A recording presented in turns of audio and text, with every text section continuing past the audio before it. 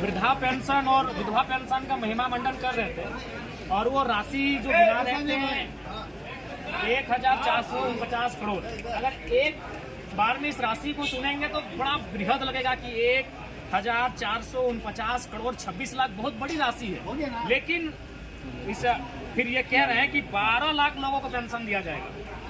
तो मान के चलिए उस राशि को अगर हम 12 लाख से डिवाइड करते हैं तो रिजल्ट आता है माफ कीजिएगा 1,44,926। और फिर उसको 12, चूंकि एक साल में 12 महीने होते हैं और बजट एक साल की आता है, फिर अगर उसको 12 से डिवाइड देते हैं तो रिजल्ट आता है 1,006 रुपए। यानी सुनने में क्या लगा 1,449 करोड़ 26 लाख, लेकिन जब उसको भाग देने लगे तो रिजल्ट कितना आया 1,006 रुपए। तो पेंशन तो वही है, 1,000 रुपए ही तो पेंशन है। लेकिन देखिए महिमा मंडन कैसा होता है, क्या बजट में दर्शाया गया 1,449 करोड़ 26 लाख दिव्यांग खुश, वृद्धा खुश, विधवा खुश। लेकिन जब उसको अध्ययन करते हैं, उसको भाग देते हैं तो रिजल्ट आता है 1,006 रुपए मासिक। वही तो है। तो इसलिए बजट में मैया सम्मान योजना पर विशेष फोकस रहा है, उसके अलावा कृषि पर फोकस रहा है। तो उसके अलावा अगर आप कहें हेल्थ पे बात की जाए, नए सृजन पे बात की जाए, युवाओं पे बात की जाए तो विशेष नहीं रहा। बाकी आप सबों का धन्यवाद। प्रत्येक दिन मैया सम्मान योजना कैसे देखते हैं? देखिए हमें लगता है ये राज्य को विशेष दिन ये योजना टिक नहीं पाई, क्योंकि इसी बार क्या बजट में देखिए और पिछले बजट में जाके देखिए मैया सम्मान की योजना की राशि को जिस विभाग के माध्यम से सुपुर्द किया जाएगा बहुत ज़्यादा उछाल आया है परसेंटेज में। बाकी जो विभाग थे उनमें तनिक कटौती भी की गई है। तो ऐसा आगे भी आपको देखने को मिलेगा कि बाकी जरूरत विभाग है जैसे शिक्षा, स्वास्थ्य, श्रम नियोजन, उन विभागों में कटौती होगी और मैया सम्मान योजना जो सरकार की साख बन चुकी है उसे बरकरार रखने के लिए प्रयास किया जाएगा। धन्यवाद। सरकार लगातार ओवरऑल अपना पीठ थपथपाते नजर आ रही है इस बजट में। देखिए ओवरऑल हम भी यही कहेंगे, जब तक आपकी कार्यपालिका क्रियान्वयन ठीक से नहीं कराएगी कार्यों का, तब तक आप कितना भी पीठ थपथपा ले कोई फर्क नहीं पड़ेगा। जैसे उदाहरण के लिए यहाँ सैकड़ों चेक डैम बनाने की बात कही गई है। चलिए ग्राउंड पे बैठ के देखते हैं। मैं अपने गांव को उदाहरण देता हूँ। 500 मीटर का हम लोग आधा किलोमीटर कहते हैं। आधा किलोमीटर में 3 चेक डैम का निर्माण हुआ है। एक भी चेक डैम से किसी प्रकार की सुविधा और लाभ लोग नहीं ले पा रहे हैं। तो बात वही है कि योजनाएं टेंडर के माध्यम से लाखों आ जाएंगी धरातल पर, कार्य भी होगा, लेकिन वो केवल और केवल कुछ लोगों के पास, कुछ लोगों की जेब में जाने का काम होता है। इसलिए कार्यपालिका अगर दुरुस्त नहीं होगी तो ठीक उसी प्रकार विधायिका और 10% इजाफा करके बजट को क्यों ना पारित करे। जब खर्च आपको 65% ही करना है तो फिर महिमा मंडन करने की कोई आवश्यकता नहीं है। धन्यवाद। धोती साड़ी की बात हो रही थी, उस पर कमेंट आया विधायक पे कमेंट करना कि आप कितनी अच्छी लग रही नहीं, ऐसा नहीं होना चाहिए। पर्सनल किसी पर सदन के भीतर एक गरिमा होती है। अगर आप बाहर कभी किसी मंच में भाषण में बोल दिए तो अलग बात है, लेकिन सदन में इस प्रकार मर्यादा रखना चाहिए। किसी पर व्यक्तिगत टिप्पणी नहीं होनी चाहिए।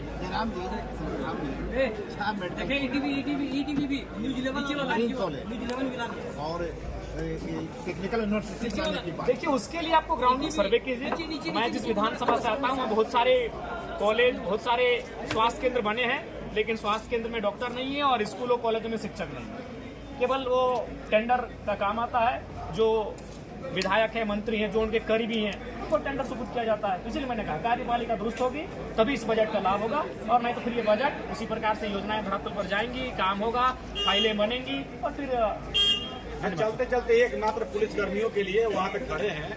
वो लोग कह रहे हैं कि मैया सम्मान योजना की तो बात हो रही है, ठीक है, तो कैमरे पे बोलेंगे नहीं, तो क्या इसी सम्मान योजना में हमारा दोपहर का खाना नाश्ता का पैसा चला गया, क्या नहीं मिल रहा है? देखिए हमने पहले कहा कटौती हुआ है, इस बात को कोई अस्वीकार नहीं करेगा। मैया सम्मान योजना की साख को बचाने के लिए बाकी विभाग की कटौती हुई है, ये सत्य है। नहीं मिला, हमें अपने बातों को रखने का अवसर कल दिया जाएगा। और जहां तक बजट का प्रश्न है, निसंदेह विगत वर्ष की तुलना में इस बार का बजट में बढ़ोतरी हुआ है, लेकिन प्रश्न यही है कि बजट तो पारित हो जाते हैं, बजट सुनने में, पढ़ने में, लोगों को बताने में भी बहुत अच्छा लगता है, लेकिन धरातल और सच्चाई में विगत 25 वर्षों के बजट का अध्ययन करके आया हूँ। इस बार का व्यय चूंकि अभी तक प्राप्त नहीं हुआ है, 2023-24 में कुल योग था 1,41,498 करोड़। इसमें खर्च किया गया था 1,07,920 करोड़। उससे पूर्व अब प्रत्येक वर्ष का जो बजट है उसमें कुल योग, मूल बजट, प्रथम अनुपूरक बजट, द्वितीय अनुपूरक बजट, तृतीय अनुपूरक बजट, उसका कुल योग बजट का होता है। उस राशि और खर्च की गई जो राशि का अगर आप अध्ययन करते हैं तो हमें लगता है बहुत सारी राशियां छूट जाती हैं। तो सवाल यह होता है कि विधायिका यानी माननीय वित्त मंत्री महोदय, सरकार का बजट विधायिका के माध्यम से पारित तो हो जाता है, लेकिन कार्यपालिका अपनी शक्तियों का वास्तविक रूप से निर्वहन ठीक से नहीं कर पाने के कारण इस बार भी जो विगत वर्ष है वित्तीय, उसमें मात्र 65% हम लोग खर्च कर पाए हैं, जो कि काफ़ी चिंताजनक विषय है।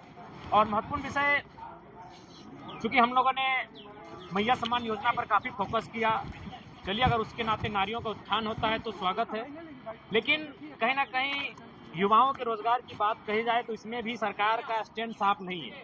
उसके लिए आप देखेंगे हमारा जो स्थापना व्यय होता है, जिसमें पिछले वित्तीय बजट और इस वित्तीय बजट में विशेष कोई अंतर नहीं है। इसका मतलब सरकार रोजगार को लेकर, युवाओं के भविष्य को लेकर विशेष चिंतित नहीं है। दूसरी बात, आज अगर राज्य में सबसे ज़्यादा चर्चा सदन में किसी विषय पर हुआ तो स्वास्थ्य को लेकर हुआ।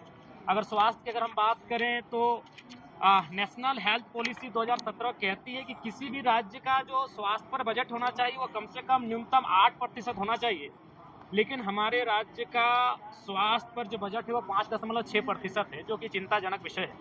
मैं आपके माध्यम से लोकतंत्र के चौथे स्तंभ के माध्यम से सर्वप्रथम माननीय स्वास्थ्य मंत्री को ये संदेश दूंगा कि वो सबसे पहले प्रयास ये करें कि रिम्स के तर्ज पर, क्योंकि आज के दौर में रिम्स का वजन काफ़ी ज़्यादा हो चुका है, रिम्स के तर्ज पर कम से कम प्रत्येक प्रमंडल में एक अस्पताल का निर्माण हो, ये मैं स्वास्थ्य मंत्री के माध्यम से संदेश देना चाहूँगा।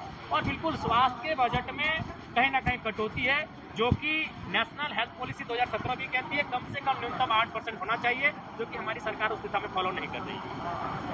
उसके धन्यवाद। हमें मिला, हमें अपने बातों को रखने का अवसर कल दिया जाएगा। और जहां तक बजट का प्रश्न है, निसंदेह विगत वर्ष की तुलना में इस बार का बजट में बढ़ोतरी हुआ है, लेकिन प्रश्न यही है कि बजट तो पारित हो जाते हैं, बजट सुनने में, पढ़ने में, लोगों को बताने में भी बहुत अच्छा लगता है, लेकिन धरातल और सच्चाई में विगत 25 वर्षों के बजट का अध्ययन करके आया हूँ।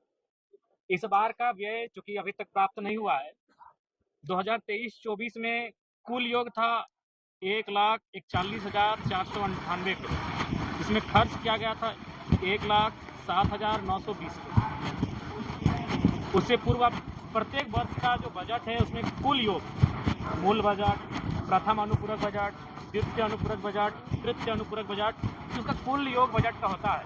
उस राशि और खर्च की गई जो राशि का अगर आप अध्ययन करते हैं तो हमें लगता है बहुत सारी राशियां छूट जाती हैं। तो सवाल यह होता है कि विधायिका यानी माननीय वित्त मंत्री महोदय, सरकार का बजट विधायिका के माध्यम से पारित तो हो जाता है, लेकिन कार्यपालिका अपनी शक्तियों का वास्तविक रूप से निर्वहन ठीक से नहीं कर पाने के कारण इस बार भी जो विगत वर्ष है वित्तीय, उसमें मात्र 65% हम लोग खर्च कर पाए हैं, जो कि काफ़ी चिंताजनक विषय है। और महत्वपूर्ण विषय, चूँकि हम लोगों ने मैया सम्मान योजना पर काफ़ी फोकस किया, चलिए अगर उसके नाते नारियों का उत्थान होता है तो स्वागत है, लेकिन कहीं ना कहीं युवाओं के रोजगार की बात कही जाए तो इसमें भी सरकार का स्टैंड साफ नहीं है। उसके लिए आप देखेंगे हमारा जो स्थापना व्यय होता है, जिसमें पिछले वित्तीय बजट और इस वित्तीय बजट में विशेष कोई अंतर नहीं है। इसका मतलब सरकार रोजगार को लेकर, युवाओं के भविष्य को लेकर विशेष चिंतित नहीं है। दूसरी बात, आज अगर राज्य में सबसे ज़्यादा चर्चा सदन में किसी विषय पर हुआ तो स्वास्थ्य को लेकर हुआ। अगर स्वास्थ्य की अगर हम बात करें तो नेशनल हेल्थ पॉलिसी 2017 कहती है कि किसी भी राज्य का जो स्वास्थ्य पर बजट होना चाहिए वो कम से कम न्यूनतम 8% होना चाहिए, लेकिन हमारे राज्य का स्वास्थ्य पर जो बजट है वो 5.6% है, जो कि चिंताजनक विषय है। मैं आपके माध्यम से लोकतंत्र के चौथे स्तंभ के माध्यम से सर्वप्रथम माननीय स्वास्थ्य मंत्री को ये संदेश दूंगा कि वो सबसे पहले प्रयास ये करें कि रिम्स के तर्ज पर, क्योंकि आज के दौर में रिम्स का वजन काफ़ी ज़्यादा हो चुका है, रिम्स के तर्ज पर कम से कम प्रत्येक प्रमंडल में एक अस्पताल का निर्माण हो, ये मैं स्वास्थ्य मंत्री के माध्यम से संदेश देना चाहूँगा। और बिल्कुल स्वास्थ्य के बजट में कहीं ना कहीं कटौती है, जो कि नेशनल हेल्थ पॉलिसी 2017 भी कहती है कम से कम न्यूनतम 8% होना चाहिए, जो कि हमारी सरकार उस दिशा में फॉलो नहीं कर रही है। उसके धन्यवाद।